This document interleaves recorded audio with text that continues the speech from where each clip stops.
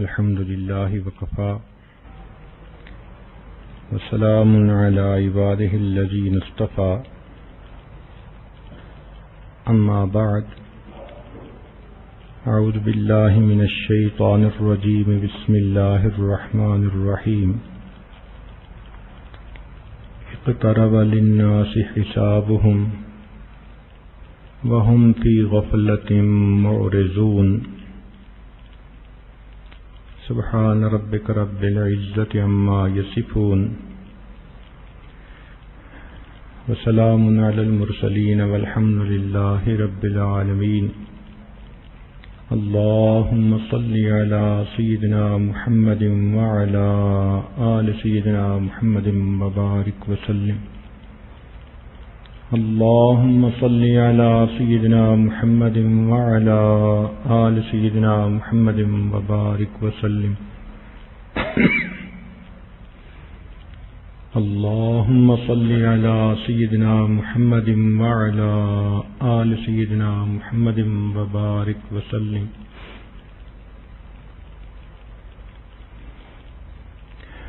انسان اس دنیا میں اللہ رب العزت کا نائب، اللہ رب العزت کا خلیفہ اور اس کی صفات کا مظہر عتم ہے۔ یہ دنیا ہمارے لیے امتحان گاہ ہے، یہ سیر گاہ نہیں، تماشا گاہ نہیں، قیام گاہ نہیں، یہ امتحان گاہ ہے۔ افسوس کہ ہم نے اس کو چراگاہ بنا لیا۔ مقصد زندگی اللہ رب العزت کی بندگی اور مقصد حیات اللہ تعالیٰ کی یاد ہے۔ آج زندگی کی ترتیب ایسی بن گئی ہے کہ ہر بندہ اپنی جنت سجانے میں لگا ہوا ہے۔ اللہ تعالیٰ نے تو ایمان والوں کے لیے آخرت میں جنت بنائی، لیکن نفس انسانی اسی دنیا میں اپنی جنت بنانا چاہتا ہے۔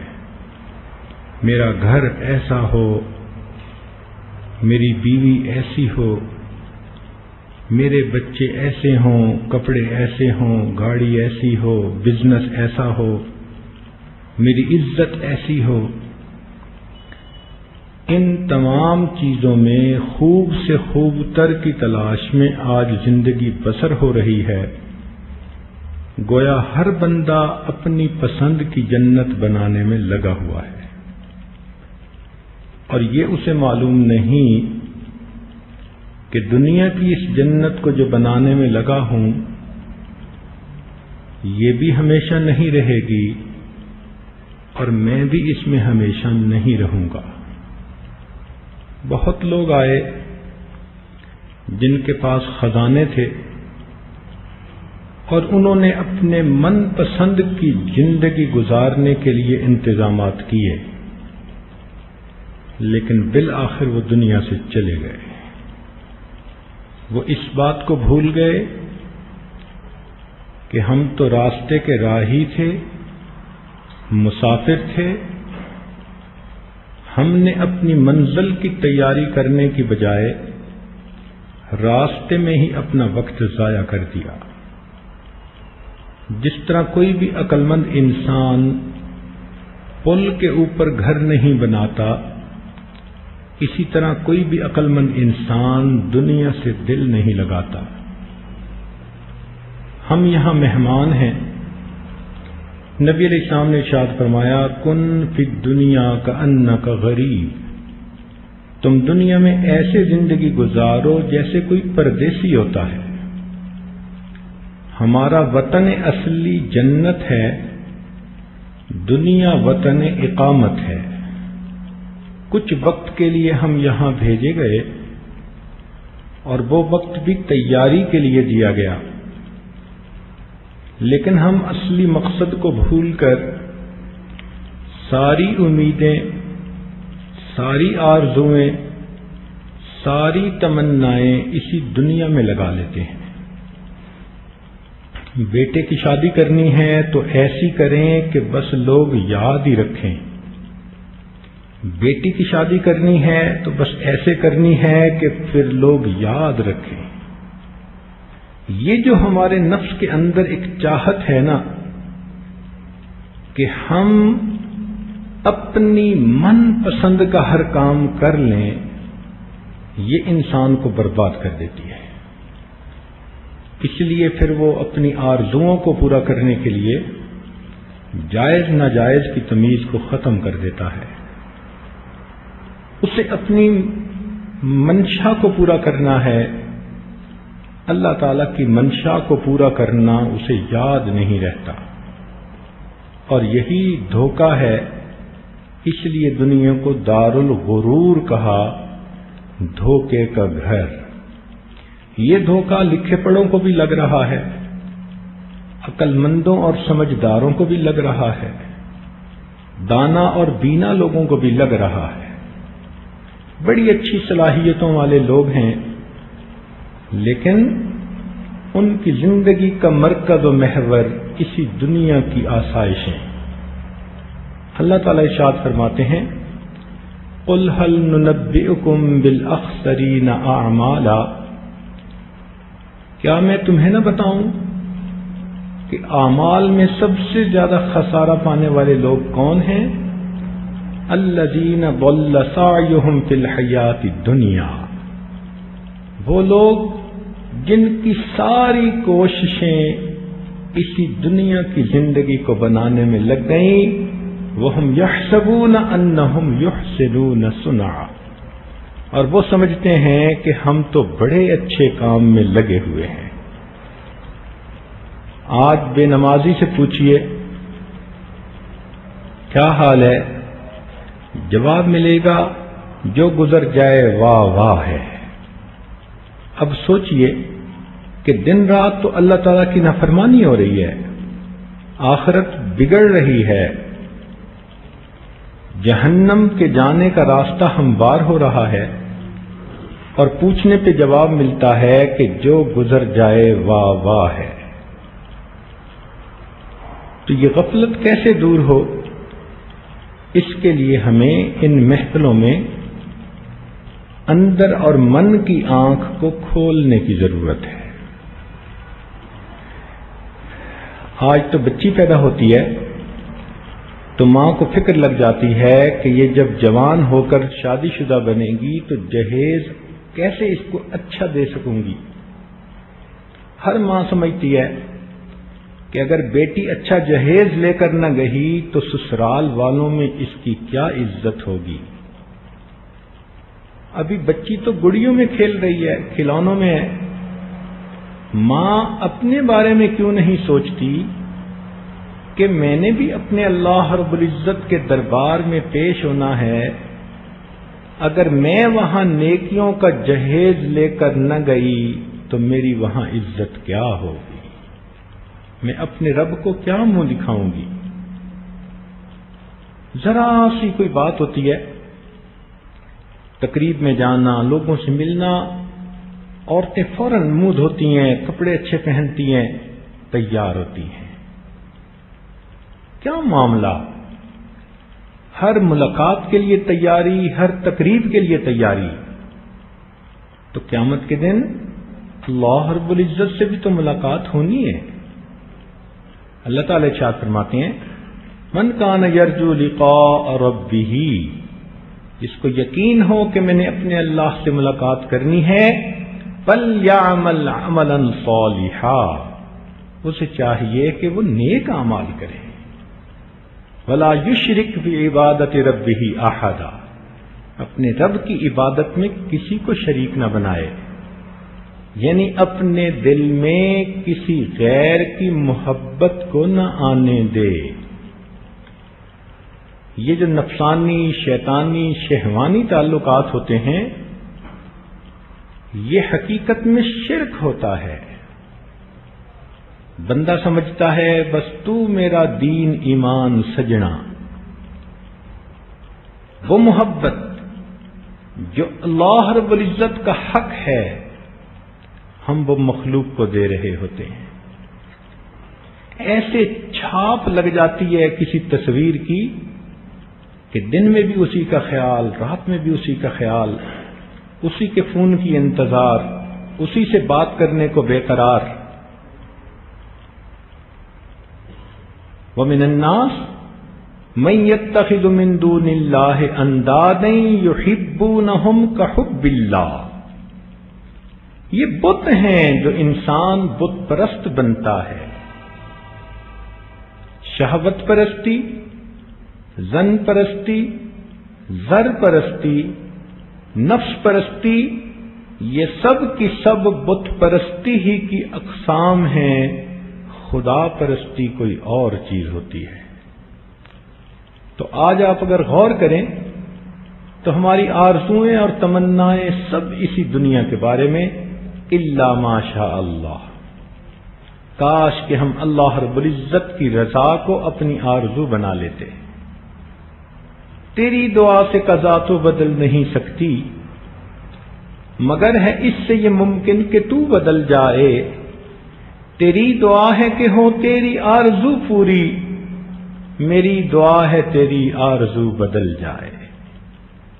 اللہ کرے ہمارے امیدوں کی انتہا، ہماری محبتوں کا مرکز اور محور اللہ رب العزت کی ذات بن جائے۔ ہم اسی کی یاد میں زندگی گزاریں، اسی کے لیے اداس ہوں، اسی کے لیے دن گزاریں، راتیں گزاریں، یوں گویا ہم اللہ تعالی سے ملاقات کے انتظار میں ہیں۔ اس کو کہا التجافی عن دار الغرور والانابۃ الی دار الخلود۔ تو دنیا کی زندگی تو ایک عارضی اور فانی زندگی ہے، بالآخر ختم ہو جانی ہے۔ اور نبی علیہ الصلوۃ والسلام نے ارشاد فرما دیا، بلکہ قرآن مجید میں آیا اقترب للناس حسابهم، انسانوں کے حساب کا وقت قریب ہو گیا، وہم فی غفلۃ معرضون، اور وہ اپنی غفلت کے اندر سرگرداں ہیں۔ ہمیں احساس ہی نہیں، ہر دن ہمیں ہماری قبر کے قریب سے قریب تر کر رہا ہے، ہماری زندگی کی مہلت کم ہوتی چلی جا رہی ہے،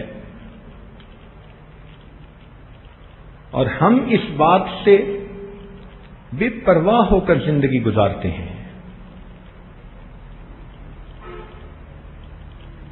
امام غزالی رحمۃ اللہ علیہ فرماتے ہیں، اے دوست تجھے کیا معلوم کہ بازار میں وہ کپڑا پہنچ چکا ہو جسے تیرا کفن بننا ہے۔ ہم موت کو بھول جاتے ہیں، موت تو ہمیں نہیں بھولتی۔ تو اس کے لیے بہتر یہ کہ ہم اپنے آپ کو آخرت کے لیے تیار کر لیں، اپنے پروردگار کو راضی کرنے کے لیے کوششیں کر لیں۔ نبی علیہ الصلوۃ والسلام نے قرب قیامت کی بہت سی علامات بتائیں، جن میں سے آج کتنی علامتیں ہم اپنی آنکھوں سے پوری ہوتے ہوئے دیکھ رہے ہیں۔ مثلاً ایک حدیث پاک میں نبی علیہ السلام نے ارشاد فرمایا، جب مکہ مکرمہ کے پیٹ کو چیر کے راستے بنا دیے جائیں۔ کیا مطلب؟ آج پہاڑوں کے اندر ٹنلز بنا کر انٹرنل رنگ روڈ اور آؤٹر رنگ روڈ بنا دی گئی ہیں۔ آنکھ سے بندہ دیکھتا ہے کہ مکہ مکرمہ کے پیٹ کو چیر کے راستے بنا دیے گئے ہیں، اور پھر فرمایا کہ جب مکانات پہاڑوں کے برابر اونچے ہو جائیں۔ آج آپ حرم سے باہر نکلیں تو آپ کو سامنے جو ہوٹل نظر آتے ہیں ان کی بلندی پہاڑوں سے بھی زیادہ اونچی ہے۔ 1400 سال پہلے جب سنگل سٹوری مکان بنانے کی عادت عام تھی، مشینری بھی نہیں تھی اور سول بلڈنگز کا ڈیزائن بھی نہیں تھا، اس وقت یہ بات کر دینا کہ جب مکانات پہاڑوں کے برابر اونچے ہو جائیں، یہ عام بندے کے بس کی بات نہیں. ایسے لگتا ہے کہ نگاہ نبوت آج کے ان حالات کو اپنی آنکھوں سے دیکھ کے بات کر رہی تھی. تو اس حدیث پاک میں جو دو نشانیاں ہیں، ہم اپنی آنکھوں سے پوری ہوتے ہوئے ان کو دیکھ رہے ہیں. تو فرمایا جب مکہ کے پیٹ کو چیر کے راستے بنا دیے جائیں اور عمارتیں پہاڑوں کے برابر اونچی ہو جائیں تو تم قیامت کا انتظار کرنا. ایک حدیث پاک میں آتا ہے کہ ایک مرتبہ مدینہ طیبہ میں زور کی آندھی آئی تو ام المومنین میں سے کسی نے یہ کہہ دیا کہ اے اللہ کے نبی، کہیں قیامت تو نہیں آ گئی؟ تو نبی علیہ الصلوۃ والسلام لیٹے ہوئے تھے. آپ اٹھ کر بیٹھ گئے اور فرمانے لگے کہ قیامت کیسے آ سکتی ہے؟ ابھی تک تو اہل عراق کے اوپر کھانا پینا بھی بند نہیں ہوا. یہ وہ نشانی ہے جو ہم نے اپنی زندگیوں میں خود دیکھی کہ ان کے اوپر چند سال پہلے ایسا وقت آیا کہ کھانا پینا تو کجا، بیماروں کے لیے دوائیوں کا اس ملک میں جانا بھی بند کر دیا گیا تھا. اور فرمایا کہ ملک عرب ابھی سرسبز نہیں ہوا. دو نشانیاں بتائیں. اور آج عرب کے اندر اتنی زراعت ہونے لگ گئی ہے کہ وہ گندم میں خود کفیل ہو چکے، بلکہ ہر سال فالتو گندم کو وہ لوگوں کو امداد کے لیے دوسرے ملک بھیجتے ہیں. چنانچہ اسی طرح کی علامات میں سے ایک فرمایا کہ جب لوگ ماں کی بجائے بیوی کی فرما برداری کرنے لگ جائیں، جب باپ کی بجائے اپنے دوست کی بات ماننے لگ جائیں. یہ دیکھو کیسی عجیب بات کہی. شریعت نے دائرہ کار متعین کر دیا، ماں کے اپنے حقوق، بیوی کے اپنے حقوق. جب اس میں کمی بیشی انسان کرے اور والدین کو اگنور کرے اور بیوی کی ہر سیاہ سفید بات کو قبول کر لے، یہ قیامت کی نشانی. اور دوسری بات کہی کہ باپ کی بات کو رد کرے اور دوست کی بات کو قبول کرے. اور آج کل کے نوجوانوں میں یہ بات کثرت سے دیکھی جا رہی ہے. وہ باپ سے اس طرح نفرت کرتے ہیں جیسے کوئی باپ سے نفرت کرتا ہے. کس لیے؟ کہ باپ روک ٹوک کرتا ہے، اچھی بات کی تلقین کرتا ہے، اور دوست ان کو من پسند کی باتیں کرنے کی تجاویز پیش کرتا ہے. تو دوست اچھا لگتا ہے، باپ برا لگتا ہے. فرمایا جب ماں اپنی حاکمہ کو جنم دے. اب دیکھیے آج کتنی بیٹیاں اتنی خود سر ہیں کہ مائیں بھی ان سے ڈرتی ہیں. ذرا ذرا سی بات پہ ماں کے سامنے بولنا، ماں کے ساتھ جھڑپ لینا، ماں کے ساتھ ضد لگانا، یہ اکثر و بیشتر گھروں کے اندر علامت آج دیکھنے میں آ رہی ہے. جب علماء اپنا ثانی نہ چھوڑیں، اور واقعی آج وہ وقت آ چکا جو عالم بھی دنیا سے جا رہا ہے اس جیسا پھر اس کے بعد کوئی دوسرا نظر نہیں آتا. جب لوگ زکوٰۃ کو تاوان سمجھنا شروع کر دیں، بوجھ سمجھیں، زکوٰۃ دیتے ہوئے ان کے دل پہ بوجھ ہو، جب ہر کان کے پاس مغنیاں گایا کرے. عجیب، آج یہ سیل فون ایسے بن چکے کہ جن میں ٹیلی فون کی رنگ ہی نہیں، ان میں میوزیکل ٹونز ہیں یا گانوں کی مختلف دھنیں ہیں. طواف کرتے ہوئے ایک نوجوان کو دیکھا کہ اچانک اس کا فون آیا تو کسی انڈین فلم کا ایک گانا گانے والی نے باقاعدہ گانا شروع کر دیا، اس نے جیب سے فون نکال کے اٹینڈ کیا۔ اب بتائیے، جب بیت اللہ شریف کے سامنے طواف کی حالت میں بھی ان گانے والیوں کی آواز کانوں میں پڑے گی تو کیا یہ قیامت کی نشانی نہیں؟ مسجدوں کے اندر نمازوں کی حالت میں یہی موسیقی سننے میں آتی ہے، لوگ ٹیلی فون کو بند کرنا بھول جاتے ہیں۔ جب عریانی، فحاشی اور زنا عام ہو جائے، اور آپ جانتی ہی ہیں کہ آج عریانی کتنی عام ہوتی چلی جا رہی ہے، ایسے وقت میں فرمایا آندھیوں کا چلنا، زلزلوں کا آنا یہ عام ہو جائے گا، دیندار لوگوں کو چن چن کر قتل کیا جائے گا۔ اور عجیب ایک نشانی ایک حدیث پاک میں فرمایا کہ عرب کا بادشاہ مرے گا، تو آپ ذرا غور کیجئے، کچھ دن پہلے یہ بھی ایک نشانی پوری ہوئی، اور اس کے بعد آنے والے رمضان کی پہلی تاریخ کو سورج گرہن لگے گا، اور 15 تاریخ کو چاند گرہن لگے گا۔ اور یہ ایسا رمضان ہے جو اب گزر رہا ہے کہ ان میں سے ایک گرہن پہلی تاریخ کو لگ چکا اور دوسرا 15 تاریخ کو لگ چکا، اور فرمایا کہ اس درمیان میں ایک ایسی آواز آئے گی جو پوری دنیا میں سنی جائے گی۔ ممکن ہے پاکستان کے بعض حصوں میں جو زلزلہ آیا، ایک ایسی آواز تھی جس کو پوری دنیا کے جانوروں نے بھی سنا اور خبروں کی شکل میں انسانوں نے بھی سنا۔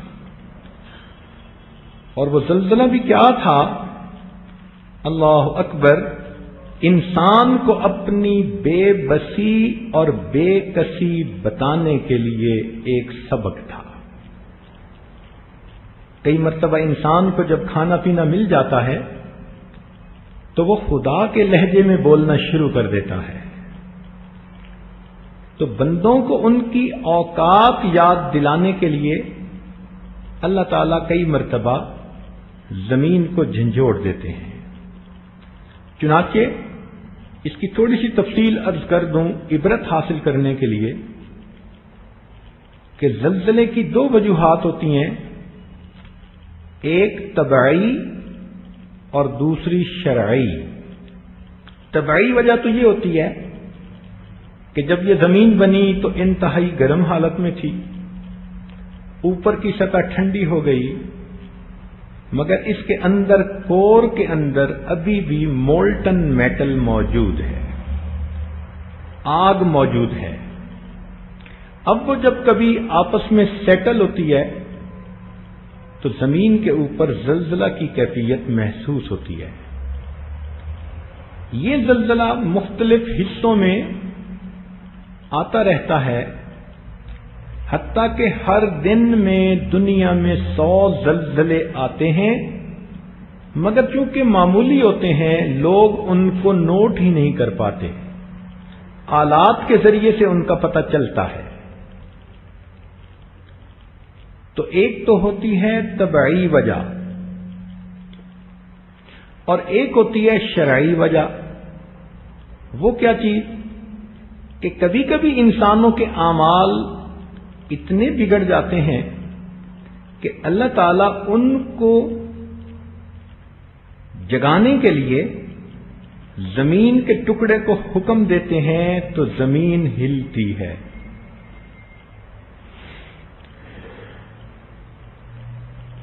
حدیث پاک میں آتا ہے ان الارض تزلزلت علی عہد رسول اللہ صلی اللہ علیہ وسلم، نبی علیہ الصلوۃ والسلام کے زمانے میں زمین میں ایک مرتبہ زلزلہ آیا، فوضع یدہ علیہا، آپ نے اپنا مبارک ہاتھ زمین پر رکھا، ثم قال اسکن، پھر حکم فرمایا کہ تو ٹھہر جا، فإنه لم يأن لك بعد، ابھی قیامت قائم ہونے کا وقت نہیں آیا۔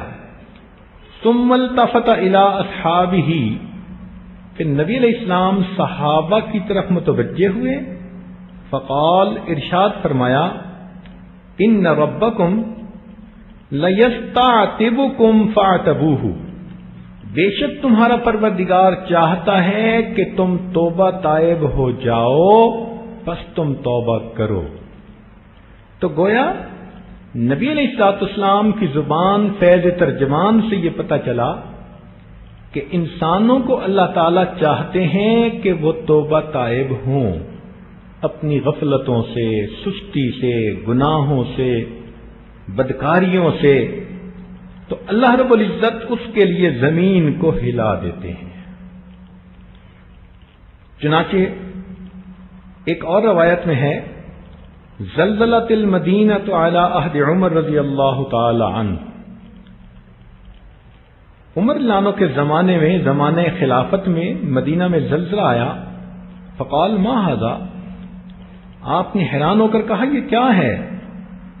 ما اسرع ما احدثتم لئن عادت لا تجدونی فیہا، تم میں سے کون ہے جس نے کسی نئی بات کا ارتکاب کیا، اگر ایسا پھر ہوا تو میں تمہارے درمیان نہیں رہوں گا۔ یعنی انہوں نے یہ کہا کہ یہ زلزلہ کسی نہ کسی عمل کی وجہ سے آ جاتا ہے۔ چنانچہ حدیث پاک میں ہے کہ سیدہ عائشہ صدیقہ رضی اللہ تعالی عنہا سے پوچھا گیا کہ زلزلہ کیوں آتا ہے؟ تو انہوں نے فرمایا کہ جب عورتیں غیر مردوں کے لیے خوشبوئیں استعمال کریں۔ کیا عجیب بات کہی۔ اور آج آپ دیکھیں تو عورتیں خامند کے لیے تو خوشبو کم استعمال کرتی ہیں، اور باہر نکل کر تقریبات میں جانے کے لیے خوشبوئیں زیادہ استعمال کرتی ہیں۔ کتنی نوجوان بچیاں ہیں سکولوں میں خوشبوئیں لے کے جاتی ہیں، اپنے کزنز کے لیے خوشبوئیں استعمال کرتی ہیں۔ تو جب عورت کی نیت یہ ہے کہ میں خوشبو بدن پہ اس لیے لگاؤں کہ غیر محرم میری طرف متوجہ ہو، تو یہ ایک علامت بتائی۔ اور دوسری علامت بتائی کہ جب غیر مردوں کے سامنے عورتیں ننگی ہونے میں جھجک محسوس نہ کریں۔ اب دیکھیے یہ کتنی عجیب علامت بتائی کہ جب عورتوں کو جھجک ہی محسوس نہ ہو۔ اب دیکھیں اس ننگا ہونے کے بھی درجات ہیں۔ چہرے کا ننگا ہونا اس کو تو برا ہی نہیں سمجھتی، یہ تو ہمارے کزن ہیں، یہ خالہ کا بیٹا، یہ ماموں کا بیٹا۔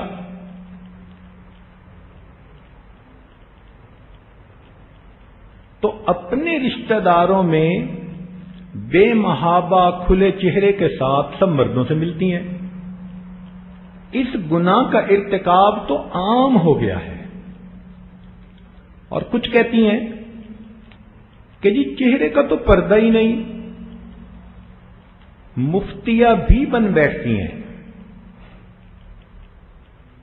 ان سے ایک بات پوچھوں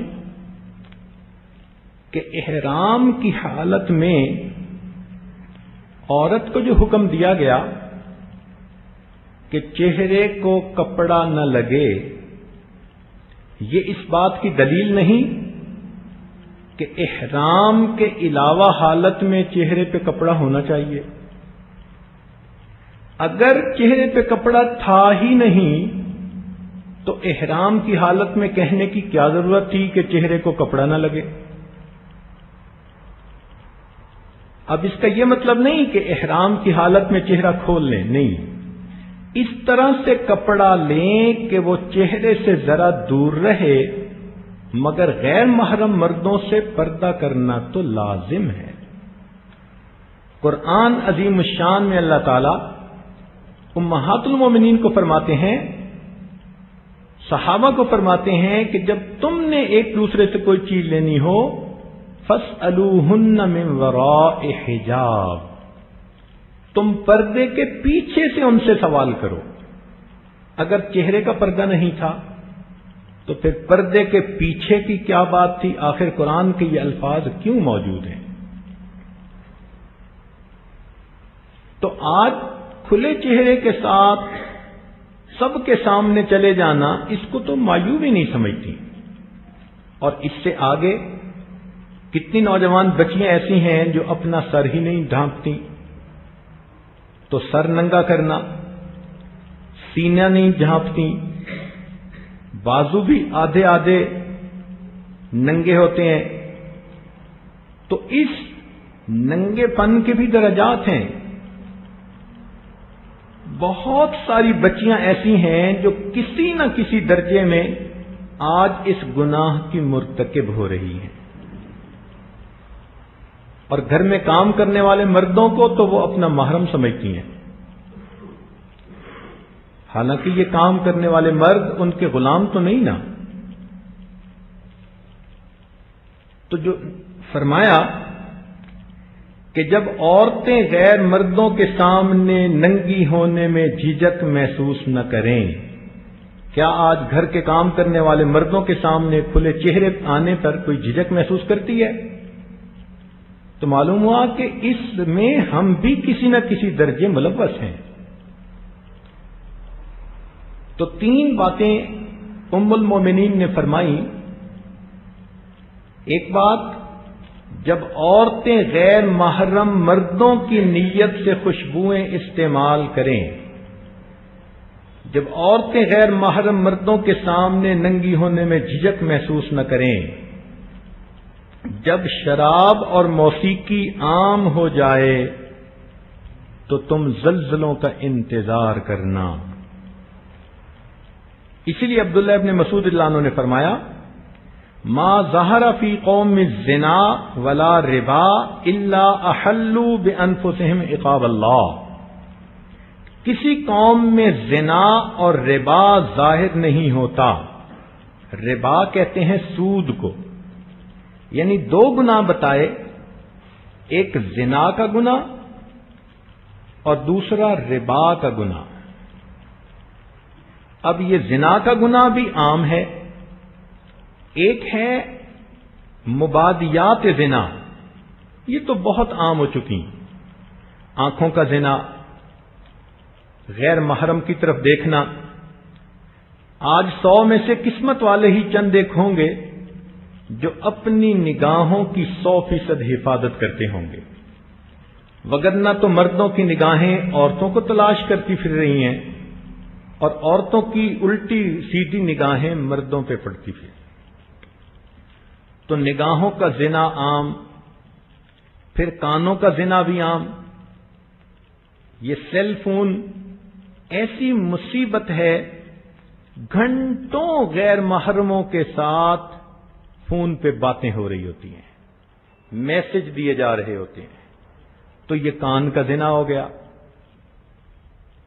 دل کے اندر غیر کے تصور کو باندھا، یہ دل کا زنا ہو گیا۔ چل کے گئے ملاقات کے لیے تو یہ پاؤں کا زنا ہو گیا۔ تو مبادیات زنا اگر آپ دیکھیں تو یہ تو بہت عام ہو گئی ہیں۔ گو کہ جو کامل زنا ہے اس میں کچھ مجبوریاں ہوں، رکاوٹیں ہوں، تو اس کی کثرت ہونے کی وجہ سے، اور فرمایا کہ سود عام ہونے کی وجہ سے۔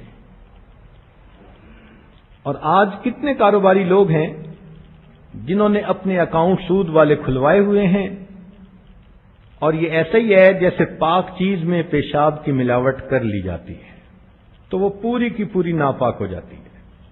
فرمایا جب کسی قوم میں یہ دو چیزیں ظاہر ہو جائیں تو وہ اپنے آپ کو اللہ کے غصے کے لیے، عذاب کے لیے حقدار بنا دیتے ہیں۔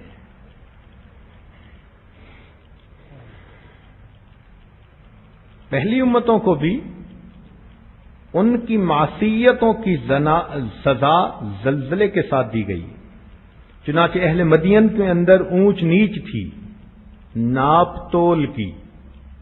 اللہ تعالیٰ فرماتے ہیں فَأَخَذَتْهُمُ الرَّجْفَةُ، ان کے اوپر اللہ تعالیٰ نے یہی عذاب بھیجا۔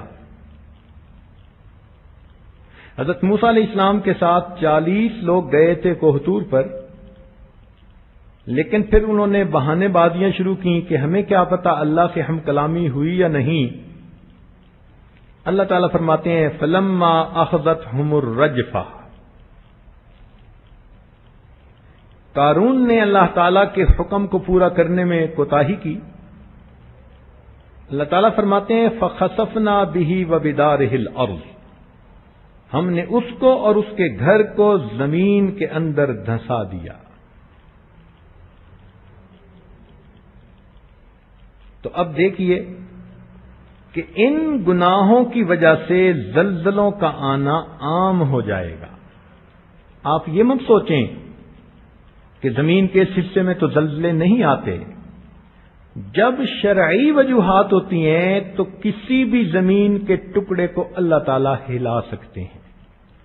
پرانے فالٹس جو ہزاروں سال پہلے کے خاموش ہوتے ہیں، اللہ تعالیٰ ان کو زندہ کر دیتے ہیں۔ ایک سوال پیدا ہوتا ہے کہ زلزلہ آئے تو کیا کریں؟ چنانچہ ابن قیم رحمۃ اللہ علیہ نے الجواب الکافی میں لکھا کہ عمر بن عبدالعزیز رحمۃ اللہ علیہ نے مکتوب لکھا اپنے گورنروں کو کہ جب بھی تم زمین میں زلزلہ محسوس کرو تو تم اللہ تعالی کے سامنے اپنے گناہوں کی توبہ کرو، میدان میں نکل کر اللہ کے سامنے گریہ زاری کرو، دعا کرو اور اپنے مال کو اللہ کے راستے میں صدقہ دو۔ علماء نے لکھا ہے کہ ایسے وقت میں دعائیں پڑھنی چاہیے جو انبیاء کرام نے پڑھی تھیں اور اللہ تعالیٰ نے ان کو مصیبتوں سے نکالا تھا۔ مثال کے طور پہ ربنا ظلمنا انفسنا وَإِن لَّمْ تَغْفِرْ لَنَا وَتَرْحَمْنَا لَنَكُونَنَّ مِنَ الْخَاسِرِينَ، یہ سیدنا آدم علیہ الصلوۃ والسلام کی دعا، اس کے بدلے اللہ تعالیٰ نے ان سے مصیبت کو ٹال دیا تھا۔ تو یہ زلزلہ بھی ایک مصیبت ہوتی ہے، ایسے وقت میں اس دعا کو پڑھ لینے کا فائدہ۔ اور بعض علماء نے لکھا کہ سیدنا یونس علیہ السلام کی قوم پر عذاب آیا تھا، مگر قوم نے کہا تھا لا الہ الا انت سبحانک انی کنت من الظالمین۔ نہیں، حضرت یونس علیہ السلام جب مچھلی کے پیٹ میں چلے گئے تھے تو انہوں نے وہاں پر ان الفاظ کے ساتھ اللہ رب العزت کے سامنے آہوزاری کی تھی۔ اللہ رب العزت نے ان کو مچھلی کے پیٹ سے باہر نکال دیا۔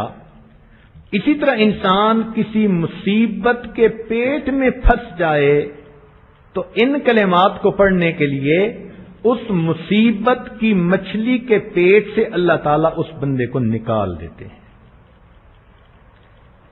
در مختار کتاب الکسوف میں لکھا ہے کہ اگر زلزلہ آئے صلی الناس فرادا فی منازلہم، لوگوں کو چاہیے کہ اپنے گھروں میں الگ الگ نماز پڑھیں، وَإِن شَاءُوا دَعَوْا، اور اگر وہ چاہیں تو دعا کریں، وَلَمْ يُصَلُّوا، اگر نماز نہیں پڑھ سکتے، وَالصَّلَاةُ أَفْضَل، لیکن نماز پڑھنا افضل ہے، کیونکہ حدیث پاک میں آتا ہے کہ کان رسول اللہ صلی اللہ علیہ وسلم اذا حزبہ امر فزع الى الصلاۃ، نبی علیہ السلام کو جب بھی کوئی امر پیش آتا تھا تو وہ فوراً نماز کی طرف متوجہ ہوا کرتے تھے۔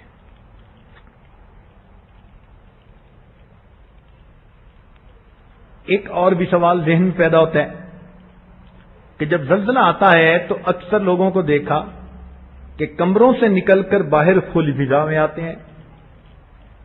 اب کیا کرنا چاہیے، لوگوں کو اس کا پتہ نہیں ہوتا۔ بعض لوگ اسے اچھا سمجھتے ہیں، بعض توکل کے خلاف سمجھتے ہیں۔ شریعت کا حکم کیا ہے؟ تو در مختار کتاب الفرائض میں ہے کہ اگر کوئی بندہ ایسی جگہ پر تھا اخذتہ الزلزلہ فی بیتہ، اگر زلزلہ اس کو آیا اور وہ گھر میں تھا، ففر الی الفضاء، اور وہ نکل کے کھلی فضا میں آ گیا. لا یکرہ، اس میں کوئی کراہت نہیں، بل یستحب، بلکہ یہ بہتر ہے، مستحب ہے، لفرار النبی صلی اللہ علیہ وسلم من الحائط المائل، کہ نبی علیہ السلام ایک مرتبہ جھکی ہوئی دیوار کے پاس سے گزرنے لگے تھے تو آپ تیزی سے اس کے نیچے سے الگ ہو گئے. تو جس طرح گرتی دیوار کے نیچے سے اللہ رب العزت کے پیارے محبوب صلی اللہ علیہ وسلم ہٹ گئے تھے زلزلے کے وقت میں، کمرے سے ہٹ کے کھلی فضا میں آ جانا یہ بھی مستحب کہلائے گا. مگر ایک بات اور سمجھیے کہ جن لوگوں پہ یہ زلزلہ آیا وہ ہم سے زیادہ برے نہیں تھے، ہم ان سے زیادہ نیک نہیں ہیں. بس یہ ایک تکوینی فیصلہ تھا کہ زمین کے اس ٹکڑے کو اللہ نے جھنجھوڑ دیا اور ہمیں اللہ نے زندہ رکھا عبرت حاصل کرنے کے لیے. ہمیں اللہ نے زندہ رکھا سبق حاصل کرنے کے لیے. اگر تو ہم سبق حاصل کر لیں گے تو ہمارا فائدہ، اور اگر حاصل نہیں کریں گے تو بالآخر جانا تو ہم نے بھی ہے. زندگیوں کو بدلنے کی نیت کر لیجئے. یہ زلزلہ جو آیا ان جگہوں کو جا کر لوگوں سے ملنے کے موقع ملا، انہوں نے جو حال احوال سنائے وہ تو عجیب تھے. اس لیے کہ کچھ زلزلے ایسے ہوتے ہیں کہ جن میں مکان اچھے بنے ہوں تو وہ بچ جاتے ہیں، اور کچھ زلزلے ایسے ہوتے ہیں کہ مکانوں کا اچھا بننا اس میں کوئی معنی ہی نہیں رکھتا. وہ کیسے؟ عام طور پر زلزلے دائیں بائیں آتے ہیں اور جھٹکے دیتے ہیں مکانوں کو، تو جو کنکریٹ کے بنے ہوئے، سٹیل کے بنے ہوئے اچھے مکان ہوتے ہیں وہ ود سٹینڈ کر جاتے ہیں. مگر یہ تو زلزلہ عجیب تھا، یہ زمین اوپر نیچے ہو رہی تھی، اوپر نیچے. چنانچہ ایک شخص نے خود یہ بتایا کہ جب زلزلہ آیا تو یکدم زمین ایسے بن گئی جیسے کپاس کی طرح ہوتی ہے، اور میں اپنی گردن تک زمین کے اندر دھنس گیا. اور جب دوسری ویو آئی تو زمین نے مجھے اچھال کے باہر نکال دیا، اور اس طرح اللہ نے مجھے اس میں سے بچا لیا. چنانچہ ہم نے مسجدیں دیکھیں، 3 منزلہ مسجد تھی، اور اب اس کی آخری چھت زمین کے اوپر پڑی نظر آتی تھی. پوری کی پوری مسجد زمین کے اندر گڑ گئی تھی. یعنی جیسے کسی کیل کو کوئی شخص ٹھوکر لگا کر، ضرب لگا کر زمین میں گاڑ دیتا ہے، اس طرح پورے کے پورے مکان زمین کے اندر دھسا دیے گئے. اب ایسے میں مکان کیا کریں گے؟ چنانچہ ہمارے ایک عالم ہیں قریبی تعلق والے، بہت ہی عزیز ہیں، وہ اپنے گاؤں میں گئے کہ میں والدین کا جا کے پتہ کروں. ان کو 1 دن پورا لگا اور ان کو اپنا گاؤں ہی کہیں نہیں ملا. وہ حیران تھے، میں نے زندگی گزاری یہاں، میرا گاؤں کہاں؟ بالآخر وہاں کے کسی بندے نے کہا کہ یہ جو 2 پہاڑ ہیں تم یاد کرو، ان کی چوٹیاں تمہیں جانی پہچانی نظر آتی ہیں. اس نے کہا یہ 2 پہاڑ دونوں قریب ہو گئے اور پوری کی پوری بستی ان پہاڑوں کے نیچے دب گئی. چنانچہ اس عالم کے 325 رشتہ دار اس میں فوت ہو گئے. اب بتائیے، چند منٹ کا زلزلہ اور ایک بندے کے 325 رشتہ دار دنیا سے چلے جاتے ہیں. ہمارے ہاں ایک بچی جامعہ میں پڑھتی ہے، اس کے ماں باپ، بہن بھائی، ان کے چھوٹے بچے جتنے بھی تھے، سارے کے سارے اپنے گھر سمیت زمین کے اندر چلے گئے. اب وہ اکیلی بچی دنیا میں موجود ہے. یہ عبرت کی باتیں ہیں ہمیں جھنجھوڑنے کے لیے کہ ہم ذرا آنکھیں کھولیں کہ ہمارے ساتھ بھی کیا معاملہ پیش آ سکتا ہے۔ چنانچہ ہمارے قریبی تعلق والے ایک دوست ہیں، یہ واقعہ ان کی کزن کے ساتھ پیش آیا۔ وہ ماشاءاللہ جوان العمر ہیں، ایک میجر کی بیوی ہیں۔ کہتی ہیں کہ میری ایک بیٹی ہے کوئی 4 سال کی، اور اللہ نے ایک بیٹا دیا، وہ ابھی 2-3 ماہ کا تھا۔ چنانچہ وہ، اس کا میاں اور دونوں بچے ایک ہی ڈبل بیڈ کے اوپر سو رہے تھے، تو وہ کہتی ہیں کہ اچانک چھوٹا بچہ ہلا جلا اور رویا جیسے اس کو فیڈ کی ضرورت ہوتی ہے۔ گو مجھے بہت نیند آئی ہوئی تھی، مگر ماں تھی، میں اس نیند میں سے اٹھی کہ میں اپنے بچے کو فیڈر دوں۔ اچانک میری نظر جو ساتھ والی دیوار پر پڑی تو مجھے اس میں ایک دراڑ پڑتی نظر آئی۔ میں نے فوراً اپنے میاں کو جگایا کہ یہ دیوار میں کیا ہو رہا ہے۔ وہ اٹھا اور اس نے دیکھا تو وہ کہنے لگا یہ تو دیوار میں دراڑ آ رہی ہے اور کمرہ گر جائے گا۔ چنانچہ اس نے بیٹی کو اٹھایا، میں نے چھوٹے بیٹے کو اٹھایا۔ جیسے ہی ہم اپنے کمرے سے باہر نکلے، پیچھے ہمارے کمرے کی چھت زمین پر آ گئی۔ ہمارے سامنے بالکونی تھی، وہ بالکونی کی چھت بھی زمین پر آ گئی۔ ہم درمیان میں ایک جگہ پر ٹریپ ہو گئے۔ میرے میاں نے ایک بڑی اینٹ اٹھائی اور کھڑکی کو دے ماری۔ جیسے ہی کھڑکی ٹوٹی تو اس نے باہر چھلانگ لگائی اور مجھے کہا کہ جلدی سے مجھے بچے پکڑاؤ۔ وہ کہتی ہے میں نے بیٹے کو پکڑایا، اس نے لیا اور زمین پہ ڈال دیا، پھر بیٹی کو زمین پہ ڈال دیا۔ میرے لیے اب کھڑکی سے چڑھ کے اترنا ذرا مشکل ہو رہا تھا۔ اس نے مجھے بالوں سے پکڑ کے کھینچا، بازوؤں سے پکڑ کے کھینچا، اور بالآخر جیسے میں باہر گئی، جس بالکونی میں ہم کھڑے تھے وہ چھت بھی زمین پر آ گئی۔ میں نے بیٹے کو اٹھایا، میرے میاں نے بیٹی کو اٹھایا اور ہم وہاں سے بھاگے، مگر ہم سے بھاگا نہیں جا رہا تھا۔ ایسے لگتا تھا جیسے کسی نے 20-20 کلو کا وزن ہمارے پاؤں کے ساتھ باندھ دیا ہے۔ پاؤں اٹھانا مشکل تھا۔ وہاں زمین کی گریویٹیشنل فورس بڑھ چکی تھی۔ وہ کہتے ہیں کہ میرا خاوند فوجی تھا، میجر تھا۔ وہ مجھے کہتے ہیں کہ آج تو قدم اٹھانا مشکل ہو رہا ہے۔ کہنے لگے ہم مشکل سے 50 قدم اس جگہ سے پیچھے ہٹے ہوں گے کہ جب پیچھے مڑ کے ہم نے دیکھا تو جتنی بستی ہماری تھی ساری کی ساری کے مکانات زمین کے اندر چلے گئے تھے۔ ہمیں فقط زمین نظر آ رہی تھی، کوئی مکان نظر نہیں آ رہا تھا۔ اب دیکھیے اللہ تعالیٰ اپنی نشانیاں دکھاتے ہیں کہ بندو تم اسی دنیا کی زندگی پہ مست ہو چکے ہو اور میرے حکموں کو تم توڑتے پھرتے ہو۔ میں اگر حکم دوں تو تمہاری ساری زندگی کی سہولتیں ایک لمحے کے اندر ختم ہو جائیں گی۔ تم اپنی بے بسی اور بے کسی کا خیال رکھو۔ تم اس عظیم پروردگار کے حکموں کو توڑتے ہو جس کے ہاتھوں میں زمین اور آسمان کی تنابیں ہیں۔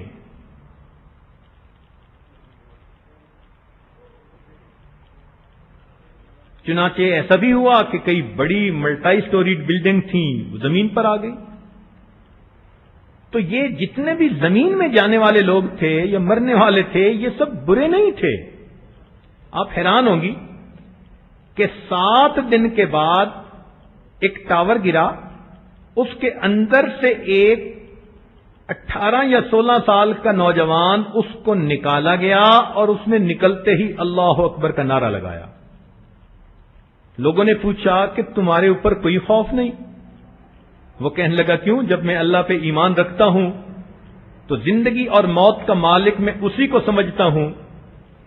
میں پھنس گیا تھا نیچے ملبے میں، مگر میں نے دل میں سوچ لیا تھا میرے مولا کو میری موت مطلوب ہے تو میں مرنے کے لیے راضی ہوں، اور اگر اس کو بچانا مطلوب ہے تو میرا اللہ مجھے بچا دے گا۔ ایک دیکھیے جوان بچے کا ایسا یقین ہے اور وہ بھی ملبے کے اندر دھسا ہوا ہے. چنانچہ ایک بزرگ 10ویں دن بعد ملبے سے نکالے گئے جن کی عمر 85 سال تھی، اور 85 سال کی عمر میں جب ان کو نکالا تو بہت ان پر کمزوری تھی، اور وہ کہنے لگے ان 10-11 دنوں میں نہ میرا کوئی روزہ قضا ہوا نہ میری نماز قضا ہوئی.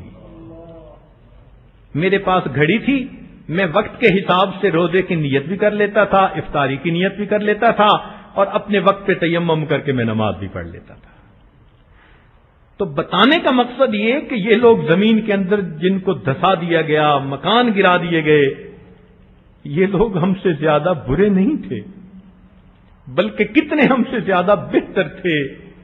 کتنی پاک دامن عورتیں تھیں، کتنے نیکوکار لوگ تھے، مگر اللہ کا تکوینی فیصلہ تھا زمین کے اس ٹکڑے کو ہلانا جہاں برے چلے گئے وہاں نیک بھی ساتھ چلے گئے. کیا ان حالات و واقعات کو سن کر ہم اپنے دل میں یہ نیت کر سکتے ہیں کہ ہم بھی آج اللہ تعالی کی نافرمانیوں سے سچی توبہ کرتے ہیں؟ اگر ہم اتنے بڑے بڑے واقعات کو دیکھ کر اور سن کر پھر بھی ہم بات کو نہیں مانیں گے تو اس کا مطلب ہے کہ ہم اپنی آخرت کو برباد کرنے پہ تل گئے. اللہ تعالیٰ فرماتے ہیں اولا یرون انہم یفتنون فی کل عام مرتن او مرتین ثم لا یتوبون ولا هم یذکرون. ہر سال اللہ تعالیٰ 1 یا 2 دفعہ دکھا دیتے ہیں. کہیں سونامی آ جاتا ہے، کہیں فلاں قسم کا طوفان آ جاتا ہے، کہیں زلزلہ آ جاتا ہے. یہ سب اللہ نشانیاں دکھا رہے ہیں. لوگو جاگو جاگو، تم غفلت کی نیند سوئے ہوئے ہو اور تمہارے آگے جانے کا وقت قریب آ چکا. آج ہم اپنے دلوں کو جھانک کے دیکھیں تو دل نفرتوں اور عداوتوں سے بھرے پڑے ہیں. کھلم کھلا اللہ تعالیٰ کے حکموں کی بغاوت کرنے میں جھجک محسوس نہیں کرتے. آج کا انسان دوسرے انسان کو کھا جانے کے لیے تیار ہے. ایسی صورت میں پھر اللہ رب العزت انسانوں کو جھنجھوڑتے ہیں. آپ سوچئے یہ جو زلزلہ آیا، کتنے مویشی تھے وہ بھی دنیا سے چلے گئے، کتنی زراعت تھی وہ بھی زمین کے اندر چلی گئی، کتنے نیک لوگ تھے وہ بھی دنیا سے چلے گئے.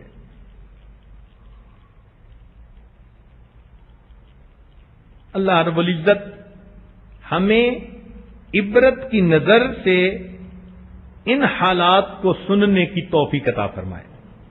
ہمارے مشائخ نے فرمایا السعید من وعظ لغیرہ والشقی من وعظ لنفسہ. نیک بخت وہ ہوتا ہے جو دوسرے سے عبرت پکڑے، اور بدبخت وہ ہوتا ہے جو خود دوسروں کے لیے عبرت بنے. تو ہماری نیک بختی یہ ہے کہ ہم آج کی اس محفل میں اللہ رب العزت کے سامنے اپنے تمام گناہوں کی سچی معافی مانگیں. یہ دعائیں پڑھیں ربنا لا تؤاخذنا ان نسینا او اخطأنا. اے پروردگار عالم ہمیں نہ پکڑ لیجئے گا اگر ہم بھول جائیں اور اگر ہم خطا کر بیٹھیں. اور ہم نے تو یقیناً خطائیں کی ہیں، گناہ کیے ہیں، اس لیے ہمیں تو اور زیادہ اللہ تعالیٰ کے سامنے جھکنا چاہیے. لہذا آج کی اس مجلس کو توبہ کی مجلس بنا لیجئے اور اپنی زندگی کی ترتیب کو سیدھا کرنے کی نیتیں کر لیجئے. جو خواتین پردے میں کوتاہی کرتی ہیں آج سچی توبہ کریں کہ ہم شرعی پردہ شروع کریں گی. جو نمازوں میں سستی کرتی ہیں وہ آج سچی توبہ کریں کہ ہم پابندی سے نماز پڑھیں گی. جو خواتین اپنے خاوندوں کے ساتھ ہر وقت جھگڑوں میں لگی رہتی ہیں اور گھر کے سکون کو خراب کرتی ہیں وہ عہد کریں کہ آج کے بعد ہم اپنی نفسانیت انانیت کو توڑیں گی اور ہم گھر کے اندر پرسکون ماحول پیدا کریں گی. جن کے دلوں کے اندر کوئی غیر بسا ہے آج ان بتوں کو توڑ لیجئے. بتوں کو توڑ تخیل کے ہوں کہ پتھر کے اور ایک اللہ سے محبت کرنے کا عہد کر لیجئے۔ یہ رمضان مبارک اللہ نے آج ہمیں دیا، معلوم نہیں آئندہ رمضان کس کے نصیب میں ہوگا اور کس کے نصیب میں نہیں ہوگا، اور اس رمضان کے بھی چند دن باقی رہ گئے۔ جیسے مچھلی ہاتھ میں آتی ہے، پکڑے بندہ کوئی تو دیکھتے دیکھتے ہاتھوں سے نکل جاتی ہے، رمضان مبارک کا یہی حال۔ ایک وقت تھا ہم انتظار میں تھے کہ رمضان آئے گا، آج دیکھو چند دن باقی رہ گئے اور ان کے گزرنے میں بھی کوئی دیر نہیں لگنی۔ ہم سوچیں کیا ہماری مغفرت ہو چکی؟ کیا اللہ تعالیٰ نے ہماری بخشش کے فیصلے کر لیے؟ کیا ہم نے رو دھو کے اپنے رب کو منا لیا؟ اگر اس میں کوئی ہم کمی کر چکے ہیں تو جو راتیں باقی ہیں، جو دن باقی ہیں، اس میں اپنے اللہ کو منا لیجئے، اپنے اللہ کے ساتھ جنگ نہ کیجئے، اپنے اللہ کے ساتھ جنگ نہ کیجئے۔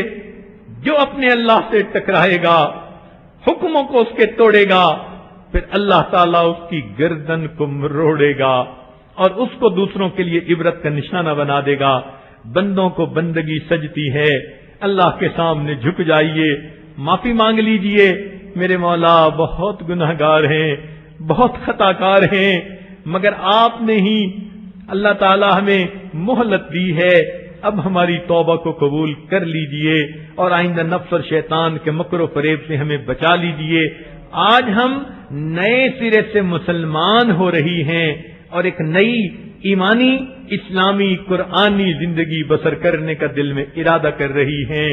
ذرا سوچئے، اس جسم کو آپ نے زندگی میں کتنی مرتبہ سجایا، مخلوق کی خاطر۔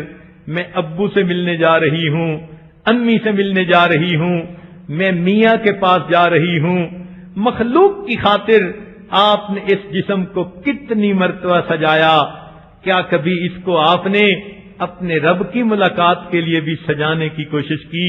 اور رب کی ملاقات کی سجاوٹ تو یہ ہے کہ انسان کے کسی عضو سے کوئی گناہ نہ ہو اور وہ پاک جسم کو لے کر اپنے رب کے سامنے حاضر ہو۔ اے اللہ کے بندی، جب تو اپنے چہرے کو مخلوق کی خاطر ہزاروں دفعہ سجا چکی، اس چہرے کو اپنے رب کے لیے سجا لے۔ کبھی غسل کر اچھے صاف کپڑے پہن کے مصلی پہ آ کے کھڑی ہو جا، اللہ میں صلح کرنے کے لیے آئی ہوں، میرے مولا آج میں سب فاصلے ختم کرنے کے لیے آئی ہوں۔ اے اللہ، میں نفس کی جو ہے مکاریوں سے توبہ کر کے آج تیرے سامنے سر بسجود ہونے کے لیے آئی ہوں۔ رمضان کے اس بقیہ وقت میں کوئی تو تسلی کی 2 رکعتیں پڑھ لیجئے، اللہ کے سامنے کوئی ایسا سر جھکا دیجئے کہ میرے مولا کو پسند آ جائے۔ نشان سجود تیری جبی پر ہوا تو کیا، کوئی ایسا سجدہ کر کے زمین پر نشان رہے، کوئی ایسا ہم خلوص کا سجدہ کر جائیں ہمارے مولا کو پسند آ جائے اور اللہ تعالی ہمارے گناہوں کی مغفرت فرمائے۔ اللہ تعالی ان مجالس میں ہمیں توبہ کی نیت سے آنے کی اور اپنی زندگیوں کو بدل کر نیکوکاری کی زندگی کو اختیار کرنے کی توفیق نصیب فرمائے۔ وآخر دعوانا ان الحمد للہ رب العالمین۔